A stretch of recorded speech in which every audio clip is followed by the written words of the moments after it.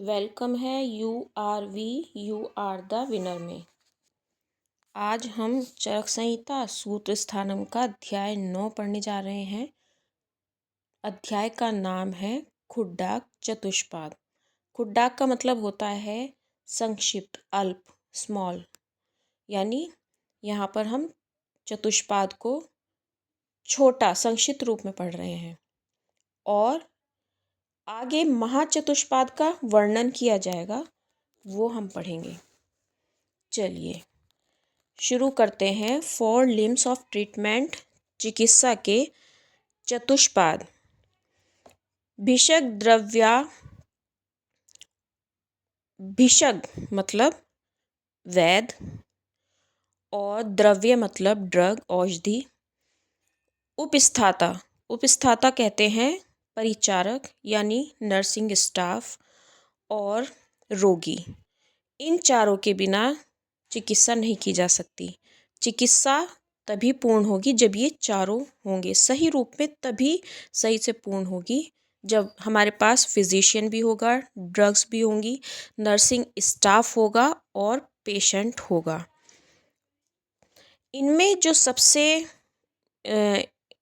Important जो बताया गया है वो है डॉक्टर। उसके बाद आती है औषधि, फिर आते हैं नर्सिंग स्टाफ और फिर आते हैं रोगी। तो आचार्य चरक ने इसका सीक्वेंस इस तरह से बताया है। और इसमें सुश्रुत, आचार्य सुश्रुत ने फर्स्ट नंबर पे वैद को रखा है, वैदो, और व्याध्यु सेकंड नंबर पे रोगी को रखा है, और थर्ड नंबर पे रखा है ड्रग्स को, औषधि को, और चौथे नंबर पर नर्सिंग स्टाफ को रखा है।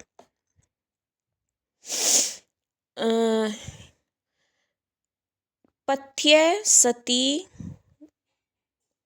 गदार्थस्य किमौषध निषेवण है। ये वैद जीवन जो लैलिमराज ने लिखा है उसका श्लोक है कि जो लोग पथ्य को फॉलो करते हैं तो उन्हें तो वैसे ही औषधि की ज़रूरत नहीं है, और जो लोग पथ्य का पालन नहीं करते तो उन्हें भी औषधि की ज़रूरत नहीं है, क्योंकि उन पर औषधि कुछ वर्क नहीं करेगी। और मतलब जब वो अपथ्य को फॉलो कर रहे हैं तो फिर स्वास्थ्य का तो कोई सवाल ही नहीं। तो यहाँ पर ये दे दिए हैं आचार्य चरक ने इस श्लोक में। नंबर 1 वैद, नंबर 2 द्रव्य, नंबर 3 नर्सिंग स्टाफ यानी परिचारक, और नंबर 4 रोगी। चलिए आगे बढ़ते हैं।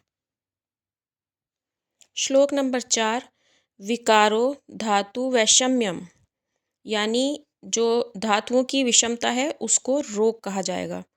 और साम्यम प्रकृति रुच्यते, और जो उसकी सम अवस्था में, यानी जब धातु सम अवस्था में है तो उसको स्वस्थ अवस्था कहा जाएगा।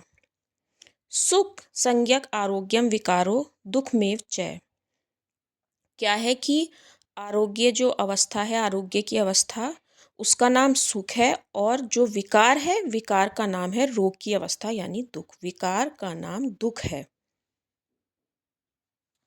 आचार्य सुश्रुत ने रोग की जो डेफिनेशन दी है वो कुछ इस तरह से दी है, तद दुख संयोगा व्याध्य इत्युच्यन्ते, यानी कि उनके अनुसार अगर किसी भी तरह के दुख से जुड़ गए हैं, है ना, किसी भी तरह के दुख से संयोग हो गया है तो वो रोग माना जाता है। और जो पतंजलि हैं, पातंजल हैं, उन्होंने योग दर्शन में बताया है प्रतिकूल वेद नियम दुखम और अनुकूल वेद नियम सुखम, यानी जो आपके अनुकूल हो रहा है, अगर आपके अकॉर्डिंग हो रहा है तो वो सुख है, और अगर आपके अकॉर्डिंग नहीं हो रहा है तो वो दुख है। चलिए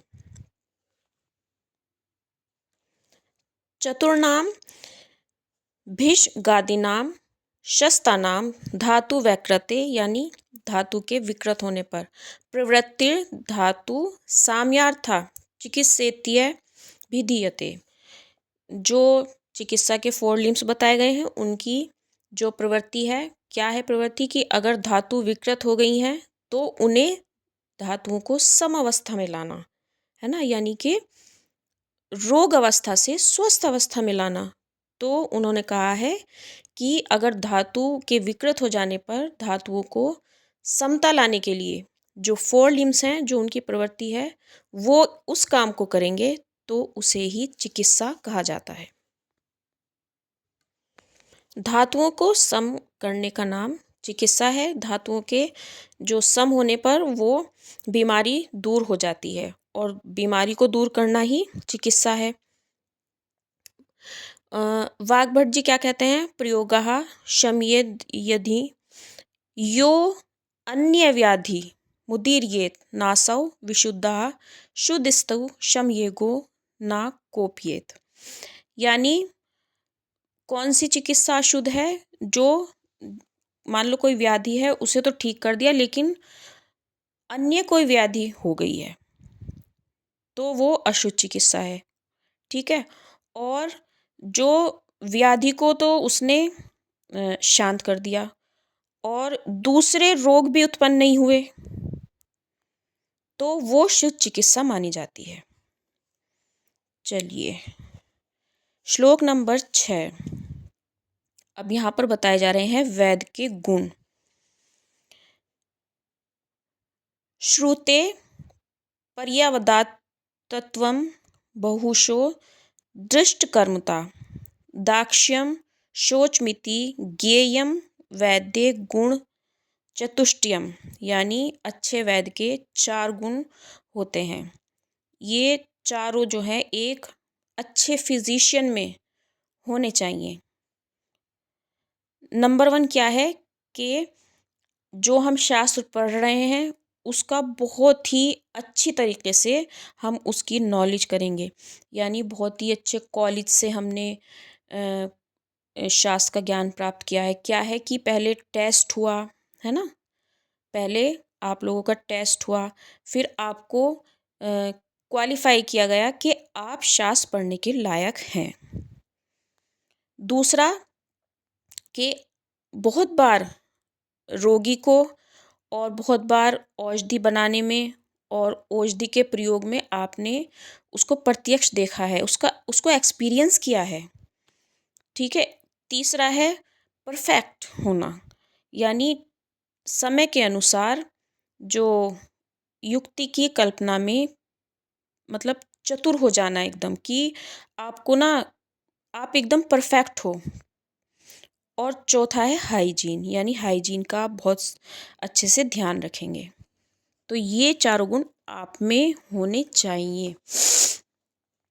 चलिए,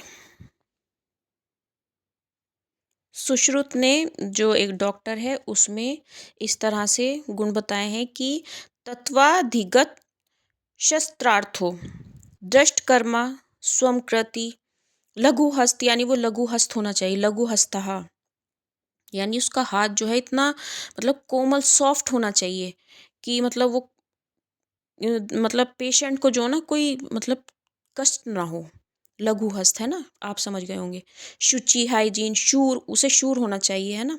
सज्जो पसकर भेषज प्रत्युत्पन्न मति धीमान व्यवसायी विशारदः सत्य धर्म परो यश्च सैभिषक पाद उच्यते। सत्य और धर्म का परोपकारी होना चाहिए। और वैद्य जीवन में भी जो डॉक्टर हैं उसके जो गुण हैं उस बहुत ही अच्छे ढंग से उसका डिस्क्राइब किया गया है। गुरोर्धीता अखिल वेद विधा पीयूष पाणी। देखो पीयूष पाणी कितनी अच्छी बात बताई गई है। कुशलहा यानी कुशल, क्रियासु, है ना। बहुत प्यारे प्यारे वर्ड्स यहाँ पर यूज़ किए गए हैं। गत स्प्रहो धैर्य धरा, यानी उसमें धैर्य होना चाहिए। कृपालु, कृपा करने वाला होना चाहिए। शुद्धो अधिकारी भिषगीदृशः स्यात्। तो ये आप याद रखना। बहुता तत्र योग्यत्व मने कविद कल्पना संपच्चेति चतुष्को अयम द्रव्याणाम गुण उच्यते। अब उत्तम औषधि के गुण इस श्लोक में बताए गए हैं बहुता। बहुता यानी जो हमारी औषधि है वो हर जगह आसानी से मिल जानी चाहिए। ऐसा नहीं है कि ज़रूरत हमें यहाँ है और औषधि हमें पता चला कि पहाड़ों पर मिलती है, यहाँ नहीं मिलती। नहीं, औषधि ऐसी नहीं होनी चाहिए जो हर जगह और हमारी जितनी हमें ज़रूरत है, ज़रूरत के हिसाब से मिल जाए, तो वही औषधि उत्तम होती है जो आसानी से हर जगह मिल जाए। नंबर 1। नंबर 2, औषधि जो है वो रोग का नाश करने वाली होनी चाहिए। नंबर 3, मतलब औषधि ऐसी हो कि हम पेशेंट कहे कि भाई मुझे इसका सिरप लेना है या मुझे चूरन लेना है या इसको मैं काढ़ा करके पी लूँगा, तो जो पेशेंट है उसकी रुचि के अनुसार हम उसको दे सकें, जैसा वो बोले उसी रूप में उसको हम दे सकें। ठीक है, ऐसे औषधि में अ, होने चाहिए गुण की हम उसको स्वारस बना सकें, उसका कल्क, चूर्ण, बटी, ये सब। और औषधियों का अपने रस, गुण, वीर्य और विपाक आदि गुणों से युक्त होना, तो ये चारों औषधि के उत्तम गुण माने जाते हैं। औषधि का गुण माना गया है योग्यत्व, यानी औषधि ऐसी हो जो बीमारी को जड़ से खत्म कर दे, तो वो एक अच्छी औषधि मानी जाती है। श्लोक नंबर 8, परिचारक के गुण या उपचारक या नर्सिंग स्टाफ कह लेते हैं। उपचारज्ञता दाक्षम अनुरागश्च भर्तृ शोचम चेति चतुष्को अयम गुणः परिचरे जनः। नंबर 1 क्या होगा, नर्सिंग स्टाफ कैसा होना चाहिए कि उसमें अपना जो काम करने का उसको पूरी नॉलेज हो, और उसमें नंबर 2 स्किल्स होनी चाहिए। नंबर 3 वो अपने पेशेंट को बहुत ही प्यार से ट्रीट करे, और नंबर 4 हाइजीन, हाइजीन का उसे बहुत ही ध्यान रखना चाहिए। तो ये चारों परिचारक के गुण हैं। परिचारक में इन गुणों का होना उत्तम माना जाता है। स्मृति निर्देशकारित्वं भीरुत्वं थापि च ज्ञापकत्वं च रोगाणां मातुरस्य गुणाः स्मृतः। रोगी के गुण, सबसे पहले रोगी में क्या गुण होने चाहिए? सबसे पहले उसकी मेमोरी पावर यानी उसे जो भी बीमारी हुई, जिसका उसने जिन जिन कष्टों का उसने सामना किया, जो जो रीजंस हुए, तो अगर उसकी याददाश्त सही होगी, तेज़ होगी, शार्प होगी, तो वो क्या करेगा कि उन रीजंस से बचेगा जिससे उसे बीमारी हुई, उसे कष्ट सहना पड़ा, और फिर वो डॉक्टर को भी बता सकेगा सही बातें सारी। अगर उसकी मेमोरी पावर शार्प है तो वो सारी बातें डॉक्टर को भी बता सकेगा, डिस्कस कर सकेगा कि भाई ये हुआ था, ये हुआ था, ये हुआ था। दूसरा कि वो अपने जो डॉक्टर्स उसे आज्ञा दे उसको वो फॉलो करे, जो जो डॉक्टर उसे बताए बिल्कुल उसे ही फॉलो करे। तीसरा है कि जो अच्छा रोगी होगा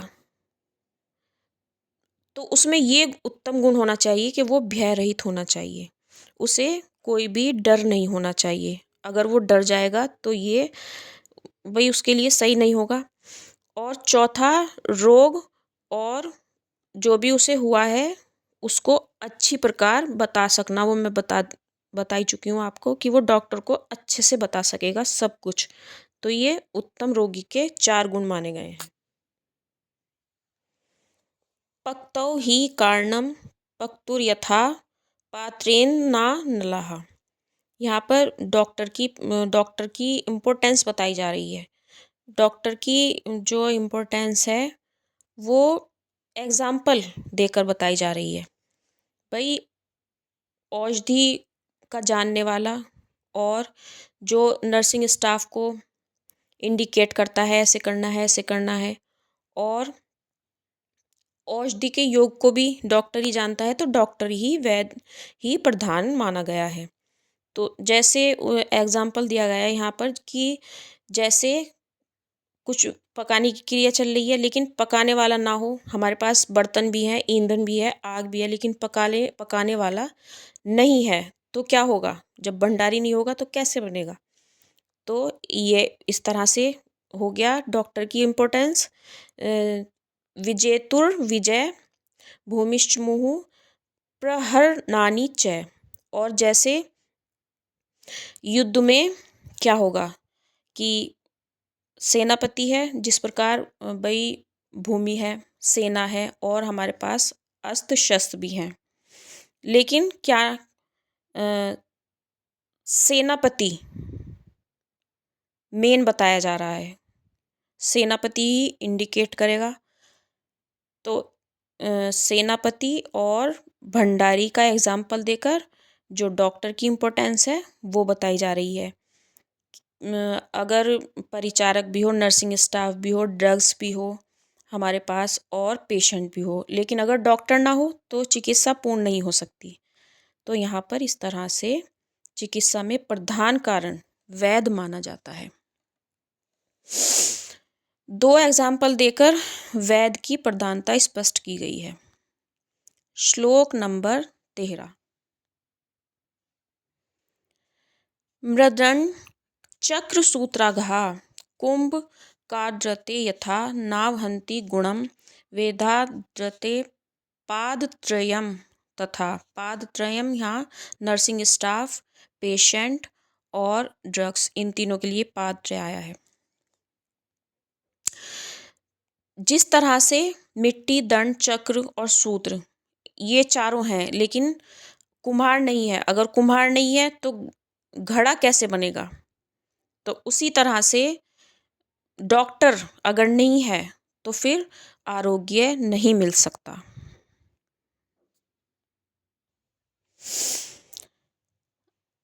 यहाँ पर ये बताया जा रहा है सती पात्र्य ज्ञाज्ञौ भिषजावत्र कारणम।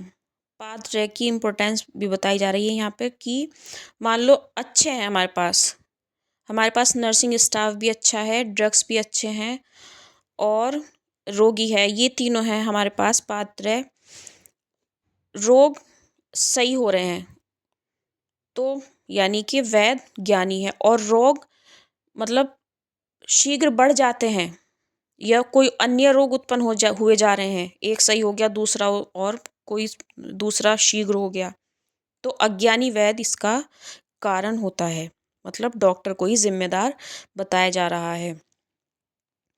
गुणवान, तीनों लिम्स गुणवान हैं, इनके रहते हुए शीघ्र चिकित्सा की अपेक्षा रखने वाले रोग अगर बढ़ जाते हैं तो उसका जिम्मेदार एक मूर्ख डॉक्टर होता है।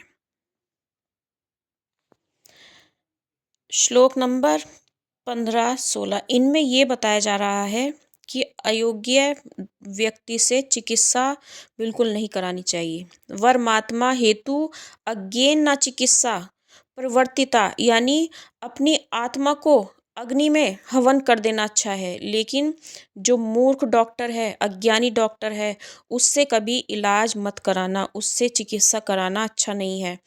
वो चिकित्सा उसका किस तरह से वो अपनी चिकित्सा करेगा कि जैसे कोई ब्लाइंड मैन है, अंधा आदमी है, तो वो क्या करता है कि वो या तो हाथ से टटोल के चलता है या फिर डंडे से टटोल के चलता है, उसके हाथ में डंडा दे दो और वो अपने सही जगह पे जहाँ वो जाना चाहता है वो वहाँ पहुँच भी सकता है और गिर भी सकता है, पहुँच भी सकता है और गिर भी सकता है। तो अज्ञानी डॉक्टर अब इलाज इसी तरह से करता है, यानी वो उसकी दवा फिट बैठ भी सकती है और नहीं भी बैठ सकती। और कैसे कि जैसे कोई नाव है और बहुत तेज़ हवा चल गई तो अब वो नाव वायु के वश में है, यानी वायु से हवा उसे या तो किनारे लगा दे या फिर उसे डुबो दे। तो अज्ञानी डॉक्टर भी ऐसा ही होता है, वो रोगी को अगर उसने कोई दवा दी तो बाई चांस है कि वो ठीक हो जाए, नहीं तो कहते हैं कि बिल्कुल अज्ञानी आदमी से चिकित्सा ना कराए, अपनी आत्मा को अग्नि में हवन कर देना अच्छा है। यानी जो पेशेंट है ये उसका लक है कि वो बच पाता है, और जो मूर्ख अज्ञानी चिकित्सक होता है वो चिकित्सा कार्य में बहुत ज़्यादा घबराया हुआ रहता है, क्योंकि वो परफेक्ट नहीं होता, उसे खुद नहीं पता होता मुझे क्या करना है क्या नहीं करना है। यदृच्छया समापन्मुत्तार्य नियतायुषं भिषभिमानी निहन्त्याशु शतान्य नियतायुष्याम। यानी क्या होगा कि अगर जो ज्ञानी मूर्ख डॉक्टर है उसने दवा दी और वो मान लो पेशेंट ठीक हो गया, उसे वो दवा सूट कर गई, तो वो डॉक्टर क्या होगा, इतना अभिमानी हो जाएगा, ओफो मैंने तो सही कर दिया है भाई। तो क्या करेगा, वो अभिमानी हो जाएगा और अपने अभिमान में और पेशेंट देखेगा, औरों को दवा देगा और ऐसे ही सैकड़ों रोगियों को वो मार डालेगा। यानी कि जो वैद अभिमानी मूर्ख वैद अनियत आयु वाले सैकड़ों रोगियों को शीघ्र ही मार डालता है। श्लोक नंबर 18 प्राणाभिसर। प्राणाभिसर वैद के लक्षण बताए जा रहे हैं। प्राणाभिसर होता है यानी मान लो कोई रोगी है और उसकी हालत ऐसी हो रही है मरने वाली, लेकिन डॉक्टर ने क्या किया, उसकी चिकित्सा की और उसके प्राणों को लौटा लाया। प्राणों को जो लौटा लाता है उसे प्राणाभिसर कहते हैं।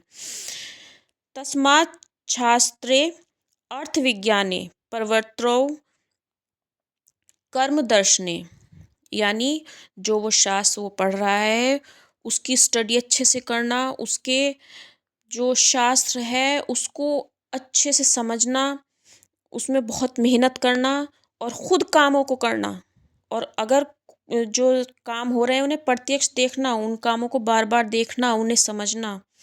तो ये है प्राणाभिसर वैद के लक्षण।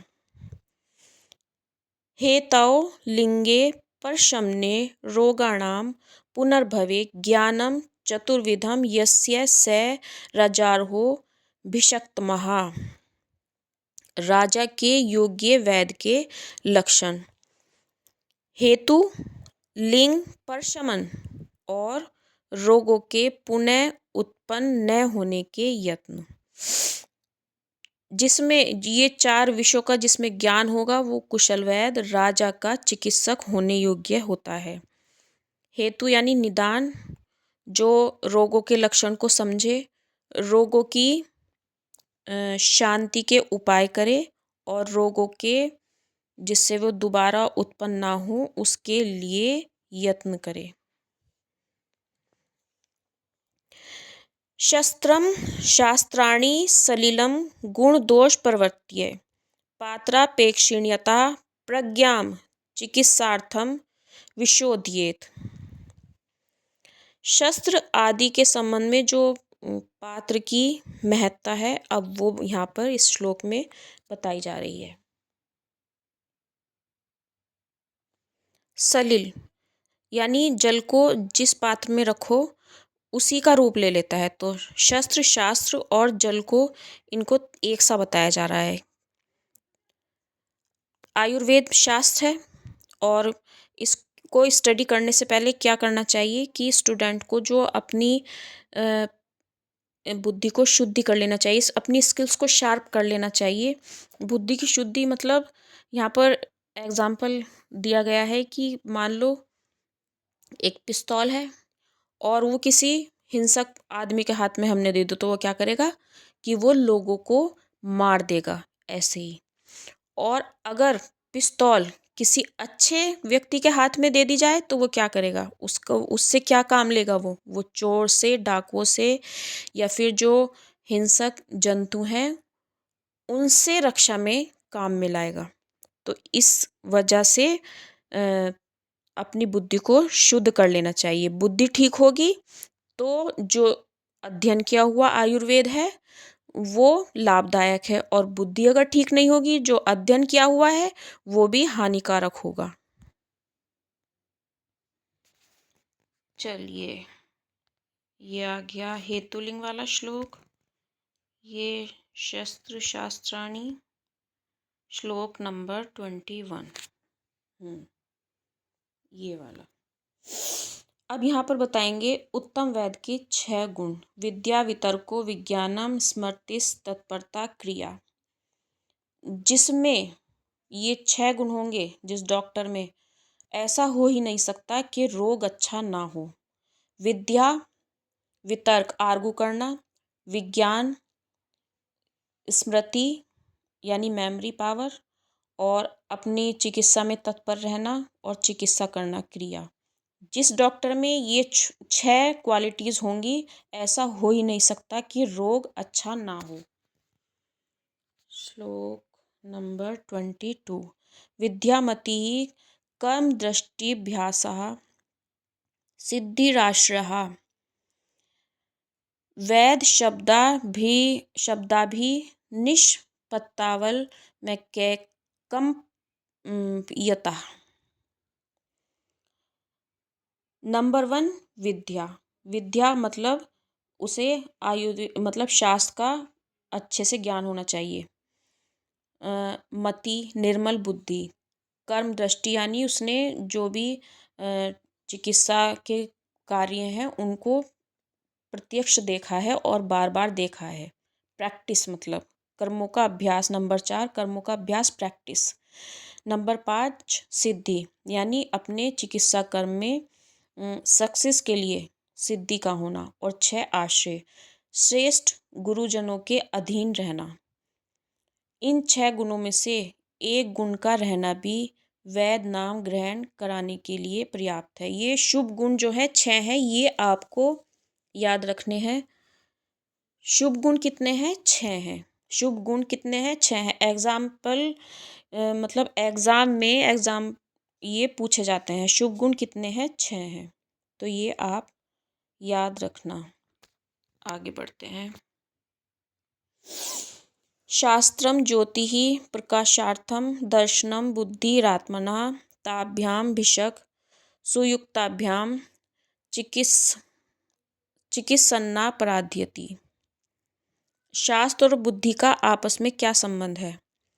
शास्त्र और बुद्धि का आपस में वही संबंध है कि किसी वस्तु को प्रकाशित करने के लिए जो शास्त्र है वो दीप के समान है और शुद्ध बुद्धि दर्शन नेत्र के समान है। यानी नेत्र के रहते हुए भी प्रकाश ना रहने पर और प्रकाश के रहते अगर नेत्र ना होने पर भी विषयों का ज्ञान नहीं होता। अगर प्रकाश ना हो तो आँखों का कुछ फायदा नहीं, और आँख हो और प्रकाश हो तो जब भी कुछ फायदा नहीं। तो शास्त्र और बुद्धि का आपस में यही संबंध है। आयुर्वेद को क्या है कि दीपक, आयुर्वेद शास्त्र जो है उसको दीपक मान लिया जाए और बुद्धि को नेत्र मान लिया जाए। शास्त्र पढ़ लिया लेकिन बुद्धि ठीक ना हो, और बुद्धि ठीक है लेकिन शास्त्र अच्छे से नहीं पढ़ा, तो रोग और चिकित्सा का ज्ञान ठीक नहीं कर पाएगा। फिर इसका क्या रिजल्ट निकलेगा कि वैद जो है वो सक्सेस नहीं हो पाएगा आरोग्य देने में। शास्त्र का अध्ययन और निर्मल बुद्धि दोनों के सहारे चिकित्सा करते हुए असफल होने की जो संभावना है वो कम रहती है। श्लोक नंबर 26। मैत्री कारुण्य मार्तेषु शक्य प्रीति रूपेक्षणम प्रकृतिस्थेषु भूतेषु वैद वृत्तिश चतुर्विधा। वैद को जो है मैत्री का व्यवहार, मित्रता का व्यवहार करना चाहिए। आर्तेषु कारुण्यम यानी उसे पेशेंट पर करुणा का भाव रखना चाहिए। शक्य प्रीति ही यानी जो साध्य रोग हैं उनमें बहुत ही प्यार से उनको ट्रीट करना चाहिए, उनकी चिकित्सा करनी चाहिए। प्रकृतिस्थेषु भूतेषु उपेक्ष्यम, और रोग में और असाध्य रोगी या रोग में उपेक्षा का भाव रखना। वैद्यों की ये 4 प्रकार की प्रवृत्तियां होनी जरूरी हैं।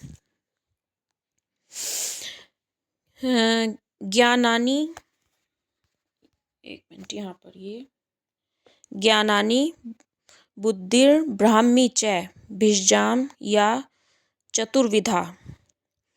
जो वैद्यों की 4 प्रकार की ब्राह्मी बुद्धि होनी चाहिए। ये याद रखना आप, ब्राह्मी बुद्धि 4 प्रकार की, ब्राह्मी बुद्धि 4 प्रकार की। इस प्रकार ये हमारा खुड्डाक चतुष्पाद अध्याय समाप्त होता है। मिलते हैं नेक्स्ट चैप्टर में। Thank you.